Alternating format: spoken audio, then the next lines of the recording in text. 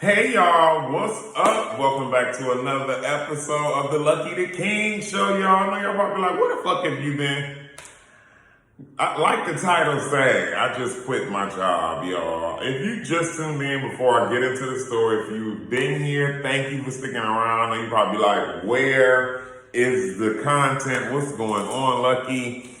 But I'm refreshed, I'm recharged, and I'm back, y'all. I'm ready. So yeah, if you just tuned in, make sure you hit that subscribe button, that like button, go to that setting. So when I got something I gotta talk about, you be the first person to hear it. So let me just get into it, y'all. Recently, I started working at America's Best, the eyeglass factory. And I've been working there for like 3 weeks, but I just quit my job yesterday, y'all. I had went there a little while back, so let me give y'all the story. I had went to America's Best a little while back to go get some contacts. I'm like, let me go in here and give me a box of contacts, because I was like down to one contact, y'all, and I literally was using the same one that I've been had. It was just a lot going on, and I'm like, you need to get you some contacts. So I go in there, and everybody's friendly, and I'm like, oh, okay. I'm like, okay, well, are you guys hiring? After my purchase, and I bought my contacts and stuff. She was like, yeah, I'm not going to say her name, but she was like, yeah, we're hiring. In the back of my head, I'm like, she ain't going to hire me. She just saying it's, just for kicks and thrills for me. So she give me the application. I fill it out. I come back. I had an interview, went well. I'm like, oh, okay, cool. Bet it up. I go home, I'm excited. I call my mom, I tell my friend about it. I'm like, yeah, bitch, I'm about to be working at America's Best selling glasses to bitches. I was excited about that, y'all. I really was. Like the first, week, when you start a job, shit is new. So of course you're going to feel a little overwhelmed, a little anxiety, because you're like, oh my God, I want to get this right. I don't want to fuck up. So I said about a week, almost 2 weeks in, I got the hang of it. I'm like, okay, I'm feeling like Maya for girlfriends, bitch. I'm filing, taking phone calls. And the America's Best just so happened to be over in my old neighborhood. So I was like, okay, this is even better because I know these people over here. So it was the way I was able to talk to my people. So I say about the third week, shit just started being different. I know the manager, she had called in this past weekend and said she wasn't going to be able to come in because she was in the hospital, allegedly. I feel like the bitch was lying. I feel like she lied to us so she can go to her family reunion. When at the end of the day, you knew you were short one staff because another young lady had just went on her vacation, took all her sick days in 1 week. I don't blame you, sis. Do you? But the supervisor that made me quit my job, it was the way she carried herself. When you got an ego that high and you're making money for someone else, there's a problem. And I just couldn't handle the way she handled her situation. So back to the story. So this past weekend rolled around, she said she was at the hospital. Couple people that she knew called up to the store expecting her to be there, and she wasn't there, and we had to tell them that she was in hospital. Everybody was worried. She never contacted none of us. She sent out a group text that I wasn't even included in, telling everybody that she's at the hospital. Hopefully she'd be in tomorrow. When we got there, the supervisor that came in and opened up, he was like, I think this is some bullshit. I think that bitch went to her family reunion. I'm like, for real? I'm like, what make you say that? He was like, because this bitch always lying and always got me open and closing. I felt for my mans. I'm like, damn.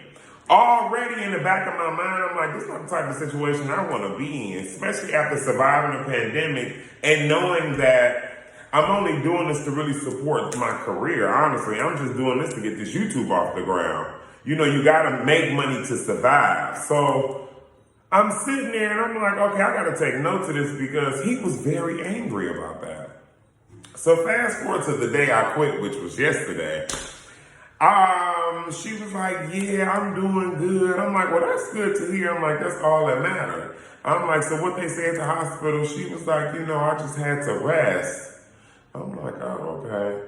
But before we even went back into the building, because she smoked cigarettes, so she was outside the building. I was coming, getting off the bus on my way to work. Ran right into her. As I'm going in, she was out there smoking a cigarette. So she like, yeah, my boss called me and told me that the shift wasn't ran how it's supposed to be when I wasn't here. But I can't really put that on y'all. I have to put that on the supervisor. Some in me really just turned up because I'm like, how dare you jump down this man's throat when this man was left with 3 staff members and literally a bunch of customers. Like, I was taking eye exams and I was ringing people up and checking in appointments and shit like that. Him being the supervisor, he was making sure cash and purchases and stuff was ran right. You know, a lot of stuff go on in places like that. And then the doctor was running late. One of the girls, almost called off. She was there 2 hours late. She was supposed to be in the back doing what I was doing. I was only supposed to be training. So y'all can just about imagine how many motherfucking mistakes I made when I was back there. So when she said that, I was just like, you know what? This is my last day here because what I can't do people who feel like, oh, I'm a supervisor. I can sit in the office all day, do nothing, ain't gotta come out. And when I got a problem with y'all, I'm gonna come out and tell y'all. Like, what type of work environment do you want to work at where you can't laugh, giggle every now and then, sing a song? You walking out your office talking about some, can y'all be quiet? Y'all too loud.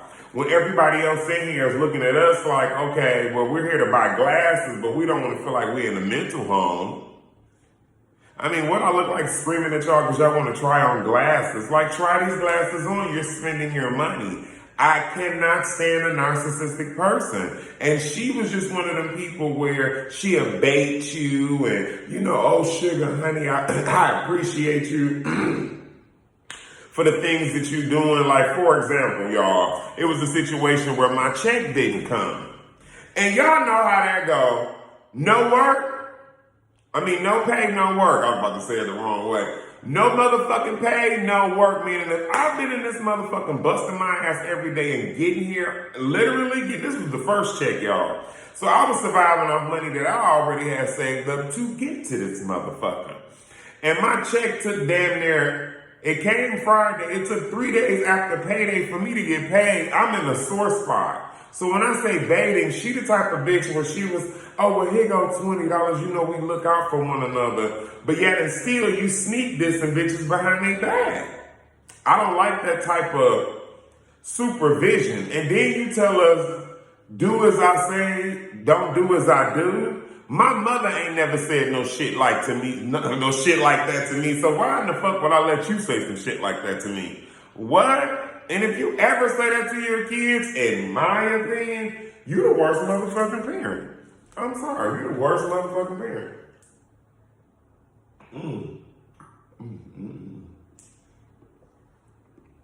This that Mini Man right here. My throat got dry. If you just tuned in to the motherfucking show, make sure you like, share, and subscribe. I had to get some of this smoothie. I'm on this whole health kick. I'm trying to get my body snatched, y'all. I'm telling y'all, my show gonna pop off. I'm gonna get back to the story.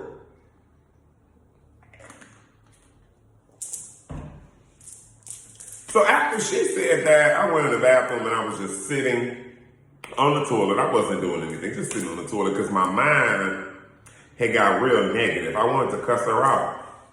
But there comes a point in your life where you have to ask yourself, is this even worth it? And I knew then when I asked that question to myself, I knew that my mental was more important than this drama. Because you can tell me all day I'm doing a good job to keep me here for your own agendas. But I feel like, coming from personal experiences, if you're going to be a supervise the situation. Be a leader. Be that example that people want to come to work because you are that deal. Don't have it to where when you're not here, people talking about you like a motherfucking dog. When I've been in supervisory positions, and I've never been the type of supervisor where people can go home and be like, I don't like him. Because I am there before you and I'm here after you. And if you have any questions, I don't care how many times you ask me the question, I'm going to make sure as a supervisor, I explain it the same way every time, and I am there hands-on to make sure you're okay. I didn't get that at all, and I did not appreciate that. So I had to really just leave. I mean, literally, after surviving a pandemic and making sure that my mental stays strong, my health stays strong, the people around me stay strong, I don't have time to have that type of energy around me. And back in the day, I used to feel like, oh, I'm obligated to stay here. Y'all are not obligated to stay anywhere you do not want to stay, y'all. That's the message right here in my show today. Do not stay somewhere where you feel like you're obligated. And remember, y'all, trust yourself. Like, I literally quit my job and was like, you know what? Let me pursue this YouTube. Because at this point, I just need to talk about it. And that's all I'm going to do. And I hope you guys tune in, support me. I hope this video or any video I put out reach the right person, because I'm trying to tell you, it's time to talk about it. It's really time to put it on the floor. Do not let these people in these higher powers make you feel like you are less than, because remember, you take the time to get up. You take the time to get up. Let me say that again. You take the time to get up, put your clothes on, get your mental right, and go to this job and make money for somebody else. If y'all got a dream y'all want to pursue, you better pursue it. I don't care what it is. I don't care what it is. You know what type of talent you were born with. And my talent is talking to y'all. My talent is singing, being a comedian, just making y'all feel good. But I ran from that because I was my own critic. Let me tell y'all something. The worst person is yourself. I want y'all to remember that. The worst person is yourself, because self will have you sitting somewhere feeling like you ain't worth it. Self will have you sitting somewhere looking at the screen like, why this can't be me? I used to tear myself down talking about some ain't nobody watching my shows and videos when I'm not even making videos for y'all to watch. Man, I really hope if you watch this video, get off your ass, whatever that may be you want to do in your heart.